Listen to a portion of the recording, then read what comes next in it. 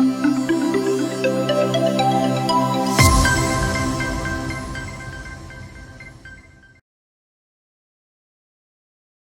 and welcome to Daily News Simplified, an answer to what, why, and how of newspaper reading. Today we will discuss the daily edition of the Hindu newspaper dated 12th November 2019. And the articles that we will discuss today are displayed on your screen. So let us start our discussion. In continuation of our series of discussion of the questions that appeared in the mains examination of 2019 from the Daily News Simplified, let us take up this question which appeared in the General Studies paper 2 of the mains examination. And this question reads, Parliament's power to amend the constitution is a limited power, and it cannot be enlarged into an absolute power. In the light of this statement, explain whether the Parliament under the Article 368 of the Constitution can destroy the basic structure of the Constitution by expanding its amending power. Now, the issue of basic structure was covered in all the three sources, that is the Daily News Simplified, the Focus magazine of the month September 2018, and this was discussed in the context of Article 35A and 370. And further, it was provided in the mains compass of 2019 of Indian Polity and Governance.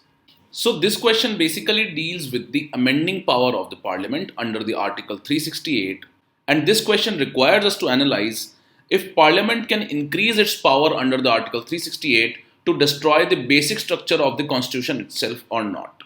So in this background, let us understand the way in which it was covered in the DNS and also in Focus and the Mains Compass. Now in the DNS of 4th February 2019, an article was discussed from the Hindu newspaper which talked about the legitimacy of the basic structure. And it basically provided arguments in favor of the basic structure. And these arguments were provided in the favor of basic structure to counter the criticisms which have been forwarded against the basic structure doctrine. Now, one of the criticism is that the basic structure doctrine does not find explicit mention in the Constitution of India. And secondly, it amounts to the tyranny of the unelected, which means that it gives judiciary the power to supersede the democratically elected government. So some of the points which were discussed in this video related to the basic structure could have been used in answering the question that was asked in the mains examination. Now first let us understand why was the basic structure in news in that month. Now you might be knowing that the Government of India provided reservation to the economically weaker sections, and this reservation was provided by 103rd Constitutional Amendment Act. And in this background it was argued that providing reservation to the economically weaker sections stands against the basic structure of the Indian Constitution. And this argument was forwarded because Supreme Court in one of its judgment, that is the Indira Sahni case, had provided that reservation cannot be provided on the basis of economic criteria. So that is why the doctrine of basic structure was in news in that month. And that is why this article appeared in the newspaper providing arguments in favor of the basic structure. Further, in the Focus magazine of September 2018, the various provisions of the doctrine of basic structure were discussed. And they were discussed in the context of Article 35A, which dealt with the erstwhile state of Jammu and Kashmir. And the question in front of the Supreme Court was that if Article 35A violates the basic structure of the Indian Constitution. So in this coverage in the Focus magazine in the month of September, it provided various aspects of the basic structure. And this article also talked about what was provided in the Keswananda Bharti versus the state of Kerala case, in which this doctrine of basic structure was formulated for the first time by the Supreme Court. Further, in the mains compass of the Polity and Governance, a topic was provided as to what is the basic structure of the Constitution. And it provided a brief introduction of the amending powers of the Parliament, and also it provided the historical background of the evolution of the basic structure doctrine under the Keswananda Bharti case of 1973. Now in the DNS of 4th February 2019, the two previous year questions which were asked related to the basic structure doctrine were also highlighted. And if you look at the questions which were asked in the year 2013 and 14, they were both related to the amending power of the Parliament and also how basic structure doctrine keeps this amending power under check. So if you look at the question that was asked in 2013, it reads, the Supreme Court of India keeps a check on the arbitrary power of the Parliament in amending the Constitution. Secondly, the question which was asked in 2014 reads, Starting from inventing the basic structure doctrine, the judiciary has played a highly proactive role in ensuring that India develops into a thriving democracy. In the light of the statement, evaluate the role played by judicial activism in achieving the ideals of democracy. So, both these articles basically dealt with the basic structure doctrine and the amending powers of the parliament. And if you look at the question that was asked in 2019, it was also related to the amending power of the parliament and also related to the basic structure of the constitution. So, this particular aspect that we have discussed highlights the importance of previous year questions from our general studies papers. And they give us a cue as to what are the important topics that should be prepared for the mains examination. So, after this, let us look at some of the pointers which could have been used in answering this question, which was asked in the year 2019. So, the question read, Parliament's power to amend the constitution is a limited power and it cannot be enlarged into absolute power. And in the light of this statement, explain whether the Parliament under Article 368 of the Constitution can destroy the basic structure of the Constitution by expanding its amending power. So, the key things that need to be understood to answer this question are the important terms that are provided in this question. The first is that what are the amending powers of the Parliament under Article 368? Further, what is this basic structure of the Constitution? And thirdly, you need to know if this amending power of the Parliament limited in nature or is it absolute in nature. So one of the answer structures could have been highlighting the amending powers of the Parliament which have been provided under the Article 368. Further, you should have provided brief evolution of the basic structure doctrine highlighting various Supreme Court judgments and the Constitutional Amendment Acts. And further, you should highlight the points as to why is this basic structure doctrine required. So what you need to answer is that why is there a need to limit the amending power of the Parliament? And finally, you could have concluded with the observation which was provided by the Supreme Court in the Minerva Mill case of 1980. So first in this line, let us look at the brief evolution of the basic structure doctrine. Now first you should note that the Article 368 of the Indian Constitution deals with the amendment of the Constitution and it also provides for the procedure to amend the Constitution. And this article states that the Parliament, in exercise of its constituent power, amend by the way of addition, variation or repeal any provision of the Constitution in accordance with the procedure laid down for the purpose. Now here it is important to note that this amending power of the Parliament was restrained by the Keswananda Bharati case in 1973 and it provided that the Parliament cannot amend those provisions which form the basic structure of the Constitution.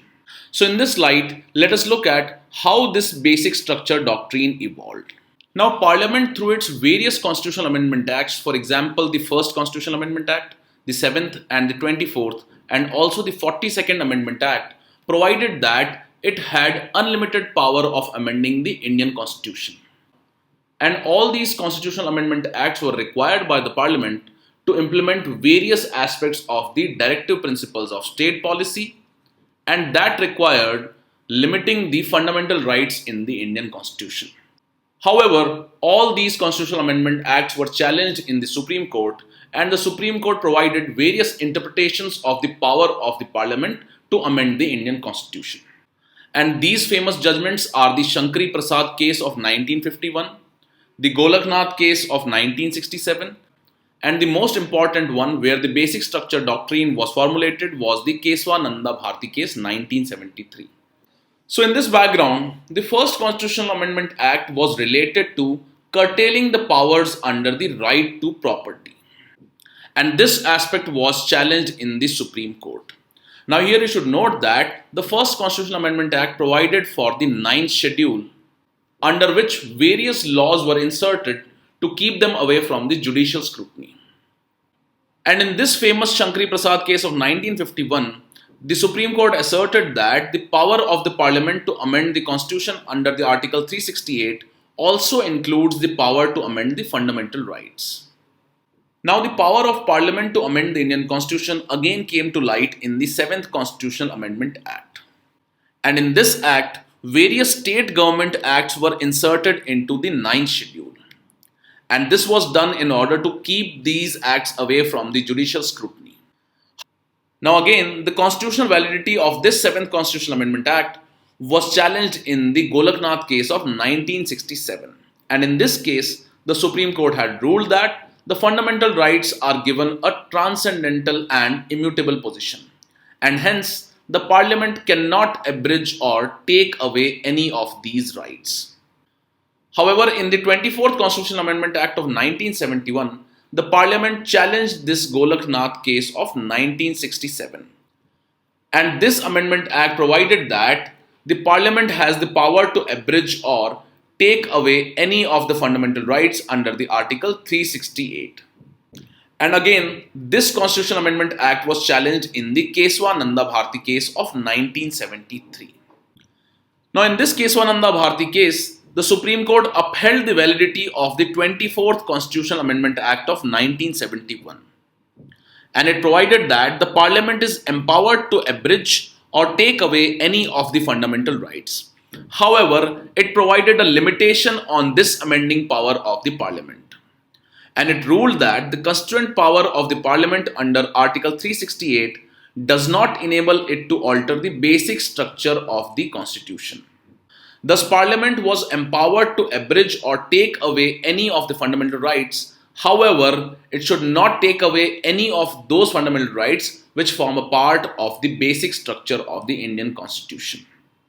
However, the Supreme Court did not define as to which all parts of the Constitution fall under the basic structure of the Constitution. However, the Supreme Court in its various judgments has provided the provisions which fall under the basic structure of the Indian Constitution. So by this verdict of Keswananda Bharti case of 1973, the Supreme Court provided a limitation on the amending powers of the Parliament under the Article 368. However, the Parliament again came up with 42nd Constitutional Amendment Act of 1976. And in this, it again amended the Article 368 and declared that there is no limitation on the constituent power of the Parliament and no amendment can be questioned in any court on the ground including that of the contravention of any of the fundamental rights. So this 42nd Amendment Act provided for absolute powers in the hands of Parliament to amend the Constitution. However, Supreme Court again in the Minerva Mills case of 1980 reiterated the Keswananda Bharti verdict and it provided that judicial review itself was the basic structure of the Constitution and it cannot be taken away by the Parliament. And thus, this Minerva Mill case again restored the basic structure of the Constitution doctrine. And that is why it limited the amending powers of the Parliament under the Article 368. Now, all these amendment acts which were brought out by the Parliament highlighted that the Parliament could misuse its amending powers to subverting the Constitution itself. So in this slide, let us look at why should there be a restraint on the amending powers of the Parliament. Now, as we know that the basic structure doctrine provides for restraint or limitations on the amending power of the Parliament. And that is why was this basic structure doctrine required? So these points highlight the importance of the basic structure. And all these have been discussed in the DNS of 4th February 2019. Now, the first argument in favor of this basic structure doctrine or on the limitations on the amending power of the Parliament is that it acts as a check on the authority of a majoritarian government which might turn despotic. And this particular aspect was visible in the 42nd Amendment Act of 1976. And in this Amendment Act, the Parliament took away the judicial review powers or the application of the judicial review to the Constitutional Amendment Acts. And this shows that various governments can try to turn despotic and overturn the basic structure of the Constitution itself. And that is why there was a need for restraining the amending powers of the Parliament. And that is why the Supreme Court came out with the basic structure doctrine. Now, the second argument is that the Parliament cannot be granted unlimited and unfettered powers to amend the Constitution at its whims and fancies. Now, the limitations of the Parliament in amending the Indian Constitution have been provided in the Constitution itself. For example, the Constitution provides for judicial review under the Article 13. And thus, Parliament should not misuse its position to overthrow the Constitution itself. Further, there are certain inherent provisions of the Constitution that cannot be altered to such an extent that they lose their meaning. Now, for example, the Indian Constitution provides for federalism in its polity. And as such, the Parliament cannot be provided the power to remove the provisions of federalism itself from the Constitution. And thus, in order to validate the foundational principles of the Constitution, the basic structure doctrine was formulated by the Supreme Court in the Keswananda Bharti case. Now, some of the examples of the basic structure doctrine were discussed in the DNS of 4th February 2019, and it had provided that supremacy of the Constitution, sovereign democratic and republican nature of Indian polity, federal character of the Indian Constitution, unity and integrity of the nation, parliamentary system and rule of law all were made a part of the basic structure by the Supreme Court in its various judgments. Now, as we have seen that there are chances that the Parliament could misuse its power to subvert the Constitution itself, and that is why a restraint in terms of basic structure doctrine has been provided on this amending power of the Parliament. So, in conclusion, you would have provided the observation of the Supreme Court in the Minerva Mills case of 1980. And this provides that the Constitution had conferred a limited amending power on the Parliament. And thus the Parliament cannot enlarge this limited power into an absolute power. Further, the court observed that this limited amending power of the Parliament was in itself a basic feature or the basic structure of the Indian Constitution, and therefore the limitations on that power cannot be destroyed. And further, the Supreme Court in this case observed that the Parliament cannot exercise its power under Article 368 to convert this limited power into an unlimited one or an absolute one. So, as you can see, this question was inspired from the observations of the Supreme Court in the Minerva Mills case of 1980.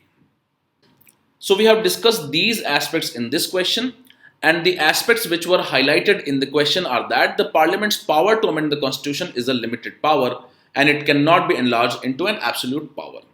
So this was particularly the observation of the Supreme Court in the Minerva Mills case.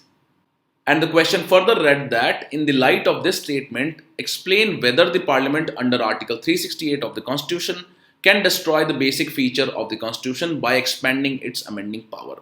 So as we have seen in the observation of the Supreme Court in various cases, and especially the Keswananda Bharti and the Minerva Mills case, that there is limitation on the amending power of the Parliament. And this limited amending power of the Parliament is in itself a basic structure of the Constitution. And thus, the Parliament cannot expand its amending power to destroy the basic structure of the Constitution itself. And all these aspects that we have discussed in this question were covered in the mains compass of 2019, in the Focus magazine of September month 2018, and also in the DNS of 4th February 2019, it was provided as to why there should be limitation on the amending powers of the Parliament and why is the basic structure doctrine required was discussed. With this, let's take up the discussion of today's newspaper. Now, this article on page number 12 is related to the former Election Commission of India, that is N Seshan, who has recently passed away. And this article highlights that N Seshan redeemed the autonomy of the Election Commission of India. Now, the various works of N Seshan related to electoral reforms in India are important for us from the ethics paper, that is the General Studies paper 4. And various efforts which were undertaken by N Seshan can be used as examples in the paper 4 of the General Studies.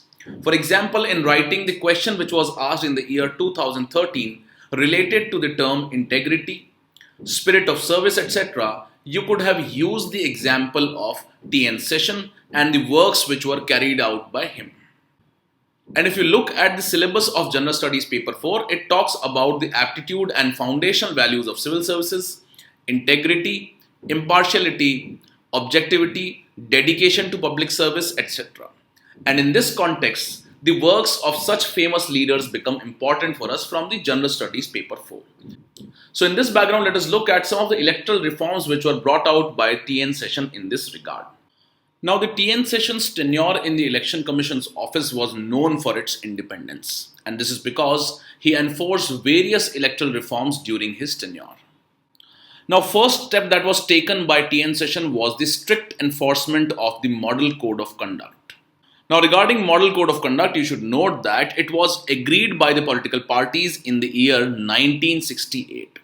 However, it was only during TN Session's tenure, which fell between 1990 to 1996, that the Model Code of Conduct was enforced strictly. Further, he took effective measures against various corrupt practices. For example, these corrupt practices included booth capturing, public meetings during the 48 hours before the polling date, providing conveyance to voters, etc. And all these incidences of booth capturing, publicity during 48 hours before polling date, etc., came down drastically during his tenure. Further, he expanded this list of corrupt practices during his tenure. Further, he was the one who set the limits on poll expenditure, and he made it mandatory for the candidates to submit the accounts of poll expenses within a fixed time limit. Another important reform that was introduced by TN Session was the introduction of EPIC, or the Elector's Photo Identity Card. Now, this was introduced in the year 1993 and was mainly introduced to check bogus voting and impersonation of electors at the elections, and so that a single person should not vote twice in one election. So, to check this malpractice, the elector's photo identity card was introduced by him. And these identity cards are issued to the registered voters on the basis of electoral roll database. Now, the impact of the elections reforms which were carried out by TN Session are popularly known as the Session effect. And the first effect was that the number of incidents of booth capturing and poll violence came down significantly during the 1996 general election. Secondly, during 1996, a record 1,500 observers and 6 lakh security personnel were deployed for election. And due to this, number of violent incidents at polls declined from 3,363 in 1991 to 2,450 in 1998. And number of deaths during the elections decreased from 272 in 1991 to 213 in 1996. And also because of the increased awareness and publicity during his tenure, the voter turnout increased. And his tenure became a cue for the next election commissioners who held the office of Election Commission of India. Now, all these efforts which were undertaken by TN Session highlight his spirit of service and also his integrity at the Election Commission's office. And these points can be used in various answers in the General Studies paper 4 in the ethics and integrity. Further, if you look at the essay topic which was asked in the year 2015, which read, "Character of an institution is reflected in its leader." So here also you could have quoted the example of TN Session. And this is mainly because the functioning of the Election Commission under the TN Session shows that the effectiveness of the institutions is highly dependent upon the personalities which are holding these offices. Thus, leader plays a major role not only during his tenure, but also leaves a legacy for the times to come, making possible the fulfillment of the institution's original mission. So these are few points which can be important for us from General Studies paper 4, and also you can use them in essay writing. With this, let's take up the next article. Now, this editorial on page number 10 talks about the Kerala government's plan to provide free internet access to the poor in that state. And this can be important for us from General Studies paper 2 under the topic social justice. So in this background, let us understand what is the importance of providing internet access to the poor people. So in this background, let us understand the importance of providing internet access to the deprived sections of the society. Further, how this lack of internet access creates a digital divide, and also how it affects the most vulnerable sections. After this, we will look at the situation of internet access in India, and then we will look at the key points highlighted by this article. So first, let us look at what is the impact of lack of internet access. So the lack of internet access creates certain kinds of constraints on various sections of the society. For example, it constrains the flow of information, the reach of knowledge and learning.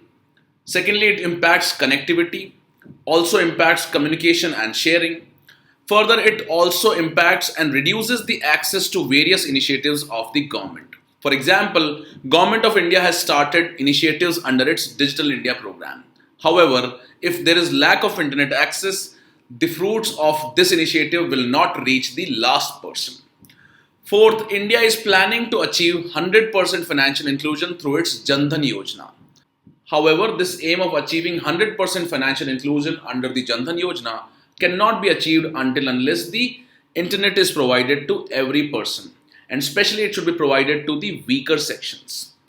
Further, various institutions are interested in donations and funding. However, if there is lack of internet access, these fundings and donations will not reach the weakest sections of the society.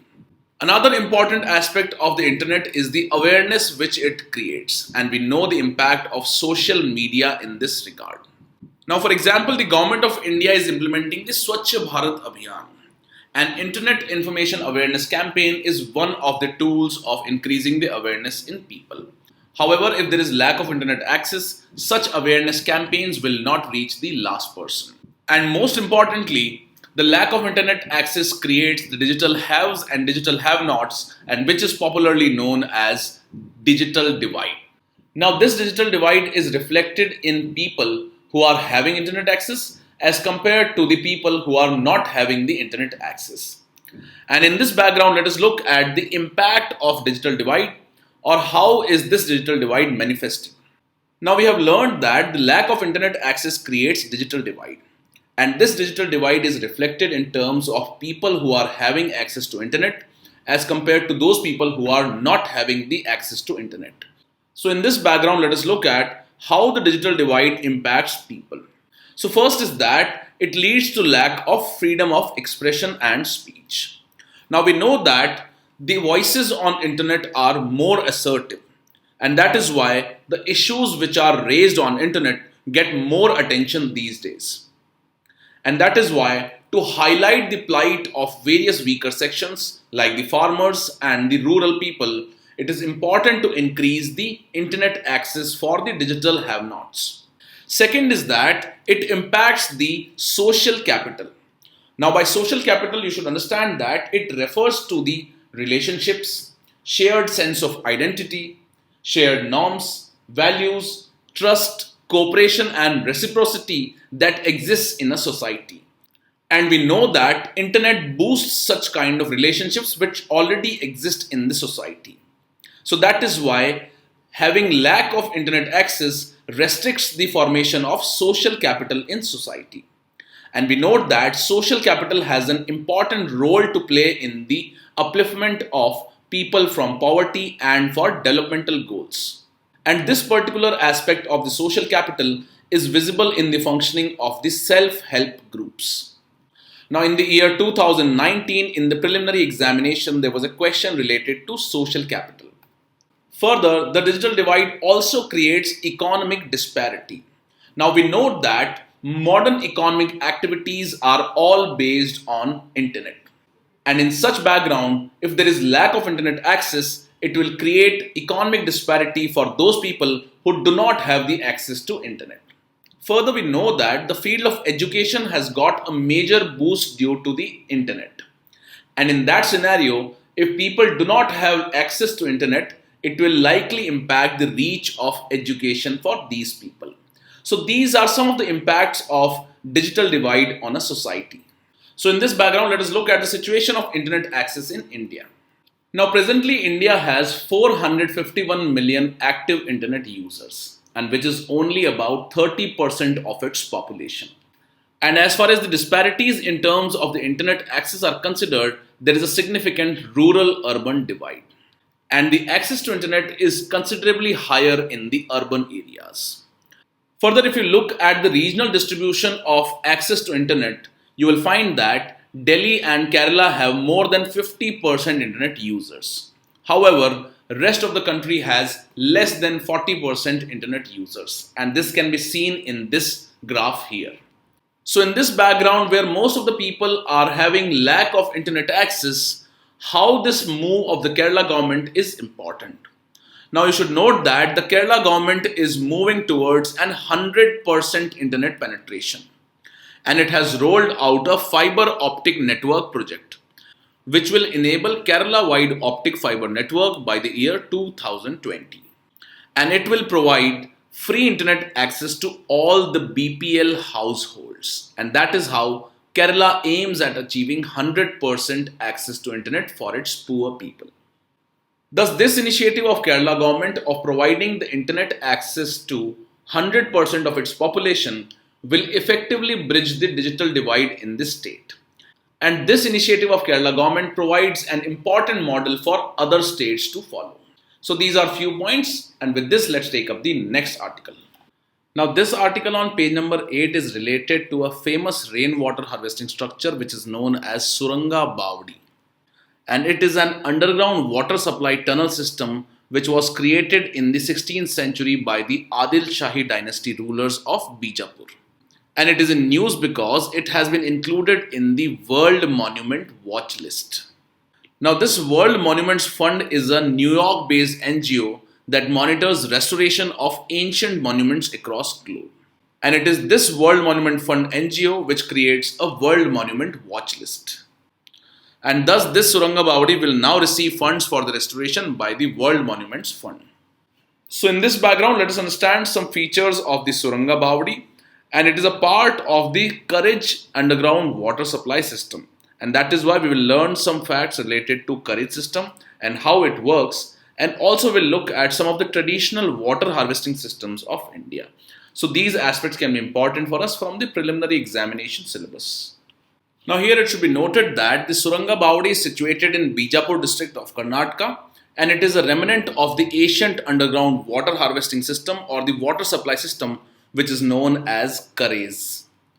And this Suranga Bavdi was constructed by Adil Shahis of Bijapur, who were the governors of the Bahmani rulers in the Deccan, India. So let us understand how this Courage underground water supply system works. So this is primarily an underground water harnessing and distribution technique that originated in Persia, that is the present day Iran. Now this Courage system harnesses and uses the groundwater resources like aquifers and springs and supplies the water to settlements through the underground tunnels. So as you can see in this diagram, it harnesses the waters through the wells and aquifers, and these wells and aquifers collect the water from rainwater. And this water which is collected in the well and other shaft is supplied to the irrigation lands or to the settlements through an underground network of tunnels, as can be seen in this diagram. Also you can see in these diagrams that rainwater is harvested here, and it is harvested using various shafts, and an underground tunnel is created.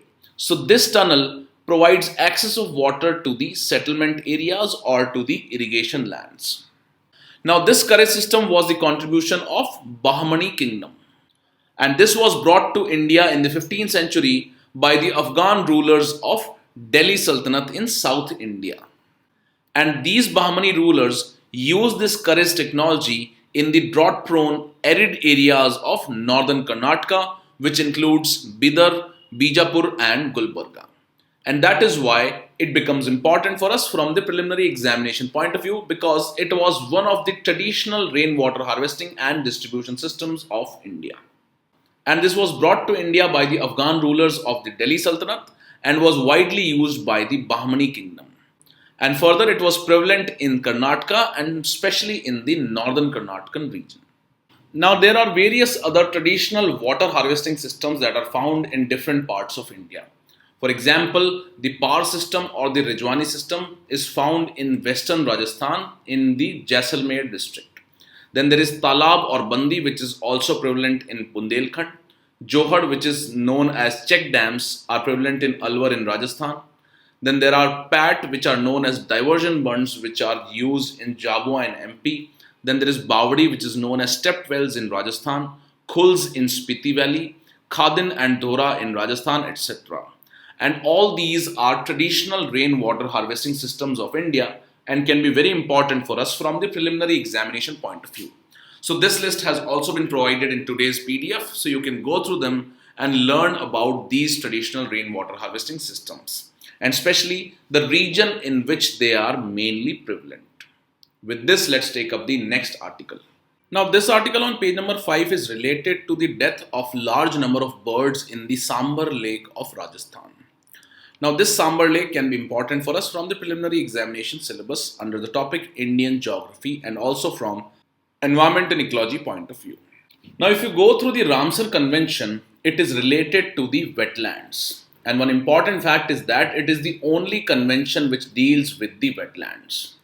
And the main philosophy of Ramsar Convention is the wise use of wetlands. And this wise use refers to the maintenance of the ecological character of the wetlands within the context of sustainable development.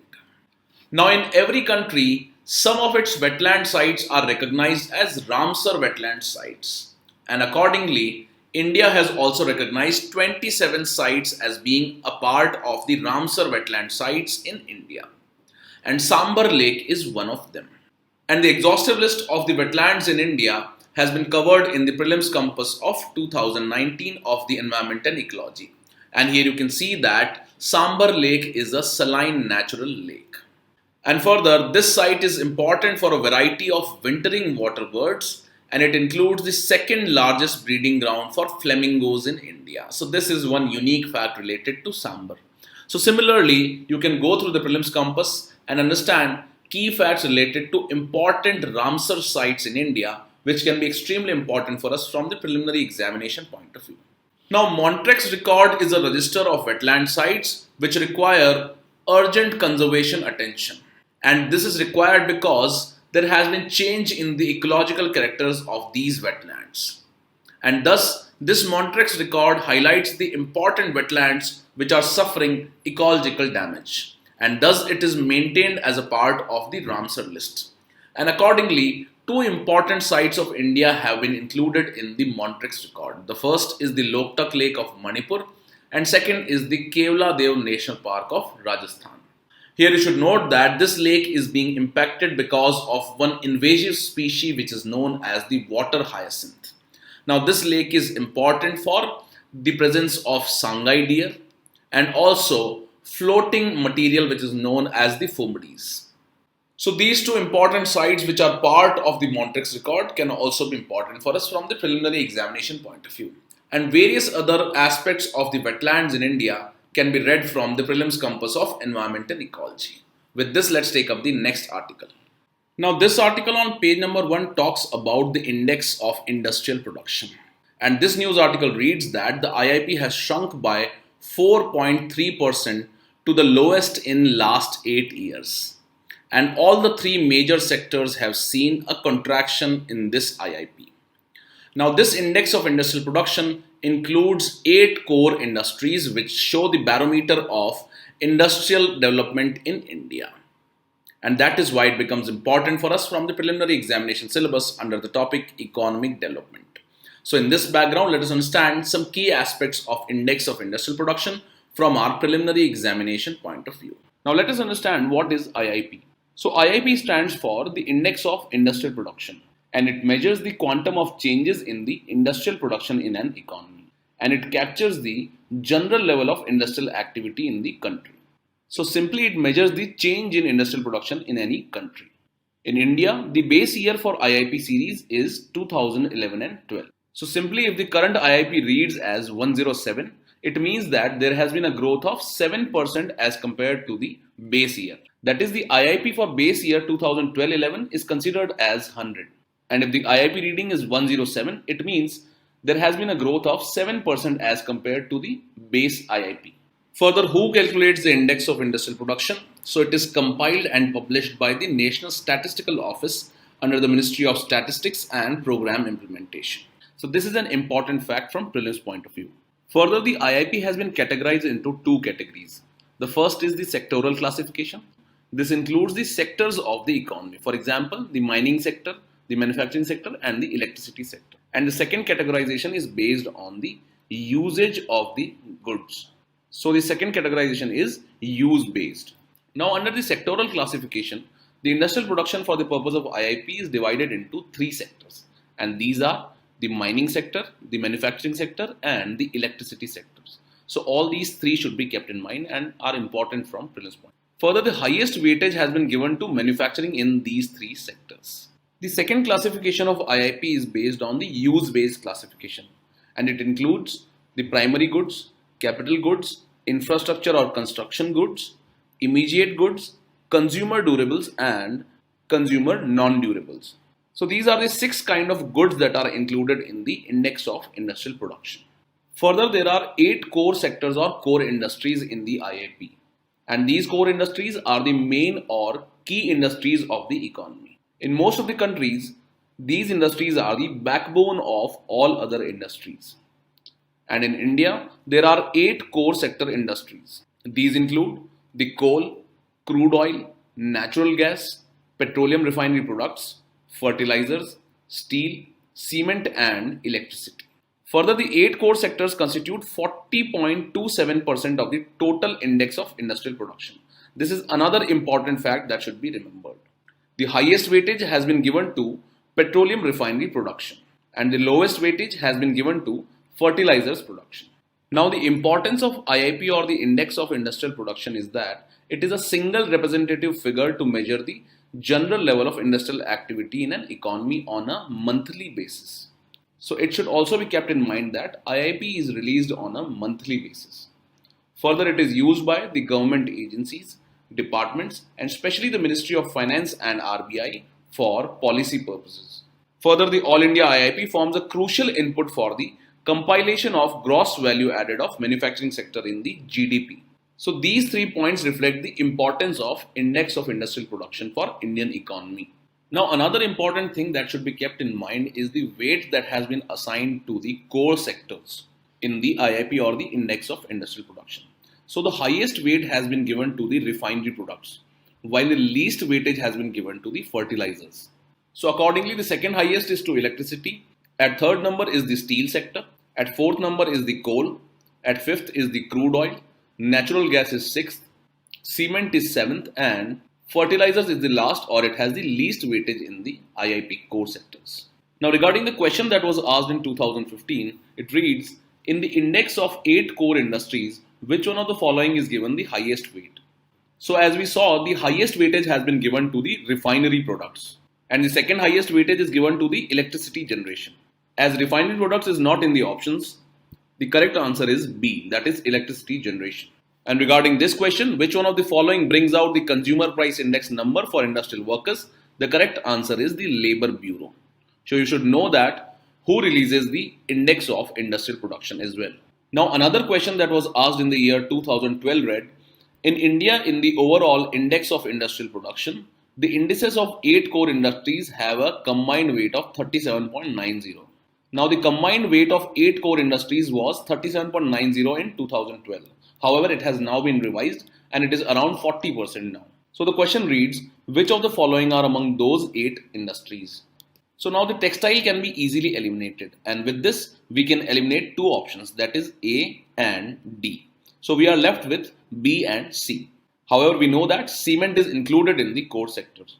So the correct answer is C, 1, 2, 3 and 4 only. Now, besides IIP, there is another important index which is known as the index of 8 core industries. So let us look at some key points of that index also. Now, the growth of industrial sector in India is measured through an index which is known as index of 8 core industries. Now, as compared to this index of 8 core industries, there is another index which is known as index of industrial production or the IIP. Now, these 8 core industries constitute about 40.27% of the weightage in the index of industrial production. And that is why they are the barometer of growth of industrial sector in Indian economy. Now, which are these 8 core sectors which are measured through this index of 8 core industries? So, these include the coal sector, the crude oil sector, natural gas, petroleum refinery products, fertilizers, steel, cement and electricity. Now, another important aspect for us is that who prepares this index of 8 core industries? So, it is prepared by Office of Economic Advisor under the Ministry of Commerce and Industry. Further, this index is published monthly and it has a base year of 2011 and 12. And all these aspects are important for preliminary examination. Now, besides all these facts, you should also be aware that which industry has the highest weightage as well as the lowest weightage. So the highest weightage is for the petroleum refinery production and the lowest weightage is for the fertilizers production. Now, as we know that the index of 8 core industries is published by the Office of Economic Advisor under the Ministry of Commerce and Industry, you should also be aware that the index of industrial production is prepared by National Statistical Office under the Ministry of Statistics and Program Implementation. So these are few important facts related to the index of 8 core industries, and at the end of today's discussion you will find a preliminary examination question related to this section.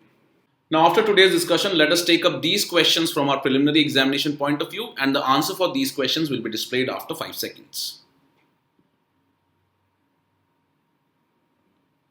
The first question reads, which of the following have been included under the basic structure of the Constitution by the Supreme Court of India? And as we have learned, all the three, rule of law, welfare state and secularism, have been included under the basic structure of the Indian Constitution.